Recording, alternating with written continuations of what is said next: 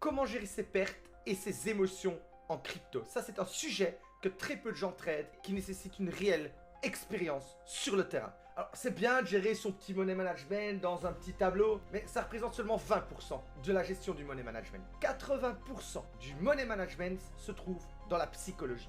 D'ailleurs, vous avez déjà entendu cette phrase, oui, le trading, c'est 20% de savoir-faire et 80% de psychologie. Et bien, c'est justement aujourd'hui ce qu'on va traiter dans cette vidéo. Qu'est-ce qui se cache derrière cette 80% de psychologie? Les gens ont facile de citer cette phrase, mais comment la décortiquer? Comment comprendre? C'est quoi ces 80%? Depuis 7 ans, je fais de la crypto, j'en ai fait des conneries. Et aujourd'hui, j'ai une petite liste avec les pires erreurs que j'ai pu faire sur les 7 dernières années.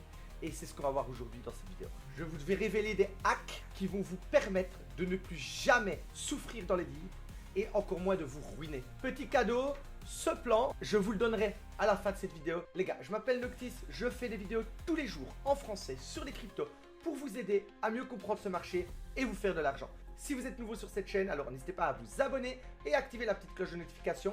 On démarre tout de suite. Ok les amis, on va commencer par une petite histoire qui va mettre du contexte. Alors, imaginez, vous êtes au marché et là, vous voyez une petite dame qui vend des pommes à 5 euros. Certes, c'est peut-être un peu cher pour une pomme, mais vous avez envie d'une pomme, elle est pas mal, vous calculez votre petit budget et vous vous dites, bah allez, je vais me prendre cette petite pomme et vous l'achetez à 5 euros. Et là, d'un coup, vous avez des voyous qui débarquent sur le marché et qui commencent à jeter plein de boules puantes au marché. Du coup, tous les clients s'en vont, la petite vendeuse de pommes n'a plus de clients, donc qu'est-ce qu'elle décide de faire pour attirer des nouveaux clients? Elle décide de mettre la pomme à 1 euro. Vous allez passer devant cette pomme que vous venez d'acheter à 5 euros et vous allez avoir à 1 euro. Petite question, est-ce que vous allez vous mettre en boule? Est-ce que vous allez commencer à ne plus parler à votre famille pour certains? Est-ce que vous allez commencer à vous insulter de tous les noms? Est-ce que vous allez critiquer les pommes? Non. C'est une situation dans laquelle vous étiez maître de vos propres choix, d'acheter ou non une pomme à 5 euros. Et si vous n'êtes pas dans tous ces états d'âme et que vous dites juste, oh ben, j'aurais pu l'acheter à 1 euro, tant pis. C'est parce que vous avez calculé votre budget avant d'acheter cette pomme.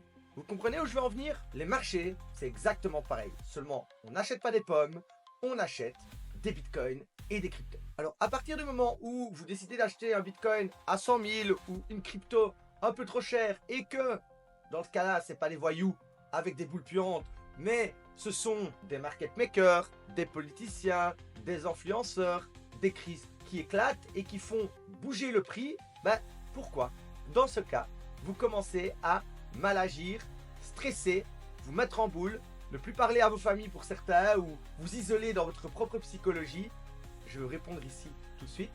Parce que vous n'avez pas calculé correctement votre budget. Ça paraît simple quand on l'explique comme ça. Pourtant, tout le monde le fait. Pourquoi? Parce que la pomme, on peut la matérialiser, alors que les bitcoins, on les achète, on ne s'y connaît pas trop, on pense que ça va monter, et c'est là qu'on s'éduque. Après, quand ça corrige, on comprend qu'il y a peut-être un peu plus de subtilité que de simplement acheter une pomme. Alors, l'histoire étant maintenant expliquée, le contexte étant installé, on va décortiquer cette histoire et on va en tirer une première leçon. La première leçon, c'est d'être conscient de son capital et de son pouvoir d'achat. Cessez de vous comparer aux autres. Je vous explique. Pour certains, 10 000 $, ça va représenter 2 à 3 ans d'économie, alors que pour d'autres, 10 000 $, ben, c'est le salaire qu'ils gagnent tous les mois. Vous comprenez bien que ces deux personnes, ayant acheté la même quantité de Bitcoin, donc 10 000 $ de Bitcoin, ne vont pas avoir la même réaction quand le prix va chuter de 30%. Par exemple, donc il y en a un qui va voir 3 ans de vie se diviser par 30%, donc il va voir, putain, je suis en train de perdre 1 an de vie en termes d'argent, d'économie, et l'autre va se dire, oh bah tiens, je perds 30%, oui bah je perds simplement une semaine de vie, et le mois prochain, j'ai 10 000 nouveaux euros qui reviennent. Vous comprenez un petit peu? Chaque personne a une situation différente, des objectifs de vie différents et un rapport avec l'argent différent. Et la première règle, c'est de savoir exactement ce que l'on vaut, ne pas se surévaluer et savoir aussi ce que l'on veut. En fonction de ça, quand vous savez ce que vous voulez, quelles sont vos attentes, quel est votre plan, vous pouvez prendre des décisions plus éclairées et plus adaptées. Ne vous surévaluez pas, ne vous sous-estimez pas non plus. Alors, je sais bien, dans ces vidéos, je dis je suis boule, et on va aller à 200, 300 000, et j'ai ces convictions. Mais les gars, vous pensez que je parie all-in sur cette vision? Non, elle est dans ma tête, ça ouvre mes champs de conscience, j'en suis, voilà, convaincu, vraiment, et c'est ce qui permet d'avoir un plan. Et en fonction de cette vision, je vais, en fonction de mon budget, adapter un investissement réfléchi. Conclusion, j'ai piégé le marché. S'il descend, ça me fera un peu chier, mais j'ai calculé mon budget, j'ai calculé ma perte, et si le marché monte, je suis déjà dedans, je renforce, et je suis la tendance. La plupart des gens ne calculent que ce qu'ils pourraient gagner si le marché monte, et ils ne calculent jamais la perte. Ce qui nous amène à la deuxième leçon. Quand vous achetez une crypto, vous devez considérer ça comme un achat. Je m'explique. Vous allez au magasin de vêtements, vous avez 10 000 $. Sur ces 10 000 $, vous achetez un t-shirt à 100 $. Il ne vous reste plus les 10 000. Il vous reste 9 900 $ et un t-shirt. Et que ce t-shirt, vous l'avez mal choisi. Il se délave, ou il est moche, et personne ne l'aime. Vous n'allez plus le mettre, mais vous ne récupérez pas les 100 $. C'est la même chose pour ce Bitcoin ou cette crypto. Vous comprenez? Donc, à partir du moment où vous avez acheté une crypto et que vous n'avez pas encore gagné, vous devez d'abord encoder psychologiquement dans votre tête la perte complète de l'actif. Ce qui veut dire que quand ça va chuter, vous y étiez prêt, vous l'avez calculé. Ce que je fais même faire aux membres de mon académie, quand par exemple ils ont 10 000 $, ils achètent 1 000 $ d'une crypto, je dis tu écris 9 000 sur un papier. Tu regardes ces 9 000. Est-ce que tu es prêt, si tu perds ton trade, à avoir 9 000 $? Oui ou non? Non, alors ne prends pas le trade. Ne prends pas le trade, tu n'es pas prêt. Oui, mais alors je ne gagnerai pas assez. Dans ce cas-là, on n'est pas sur un problème de multiplication d'argent, mais on est sur un problème de devoir faire plus d'argent dans la vie réelle pour investir plus. Pas de raccourci, les gars. C'est super important. Conclusion, quand vous achetez une crypto, notez toujours sur un papier le restant de votre capital sans la crypto. Regardez ce montant et encodez-le déjà psychologiquement dans votre tête.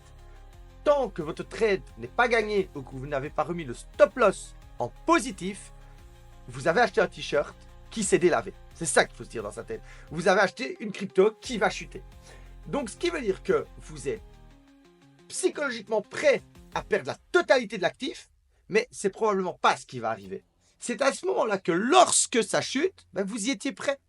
Donc, vous n'avez aucune émotion dans le deep. Vous dites, ah oui, mais oui, j'ai 10 000, j'avais investi 1000, la crypto descend de 500, il me reste 9005. Oui, mais dans ma tête, j'avais déjà encodé 9000. J'ai 9000 dans ma tête.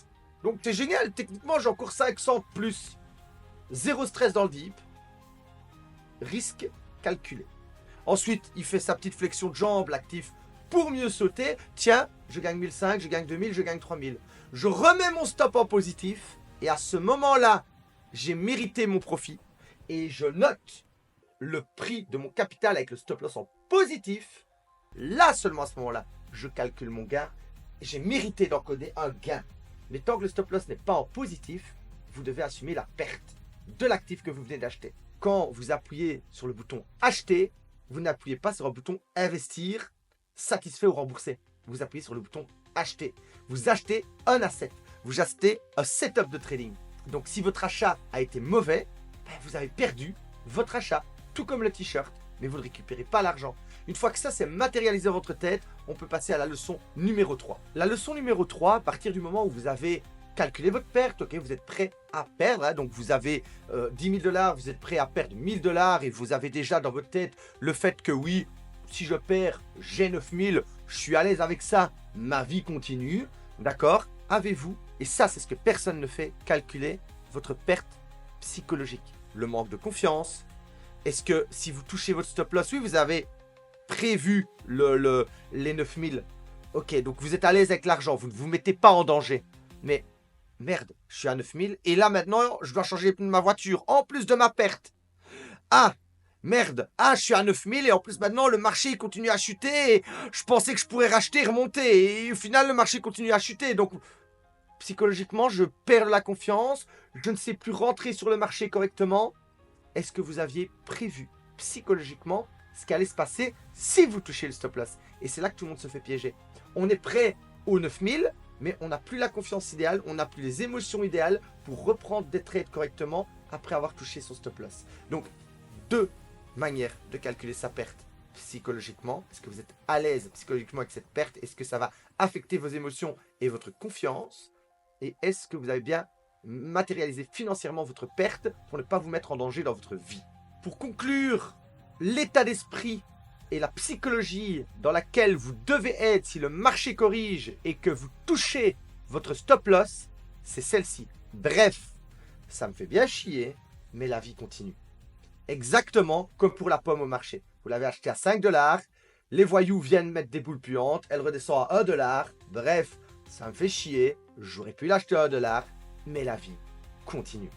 Pour terminer cette vidéo, ce que je conseille de faire à chaque personne avant de prendre un trade, c'est justement de faire une petite introspection. Est-ce que je suis psychologiquement en forme? Est-ce que j'ai une bonne raison de prendre ce trade? Est-ce que je suis financièrement prêt à prendre ce trade? Est-ce que j'ai déjà perdu un trade récemment? Est-ce que je ressens bien le marché? Et c'est là que toutes ces petites questions, toute cette petite introspection, je l'ai notée sur ma liste. Alors les gars, la vidéo ne sera pas plus longue. Je ne sais pas si vous avez aimé ce petit format 100% psychologie fait scam. N'hésitez pas à me le faire savoir dans les commentaires. Vous pouvez, dans la description, vous avez le lien de mon support, vous m'envoyez Money Management et je vous enverrai ma petite fiche technique, ma petite fiche d'introspection pour que vous puissiez être plus réfléchi avant de prendre une position. Les amis, je vous remercie d'avoir regardé cette vidéo. Si vous avez apprécié, n'hésitez pas à mettre un petit like et à l'envoyer à un ami qui aurait bien besoin de revoir ce Money Management. Je vous remercie et on se dit à très vite pour une prochaine vidéo.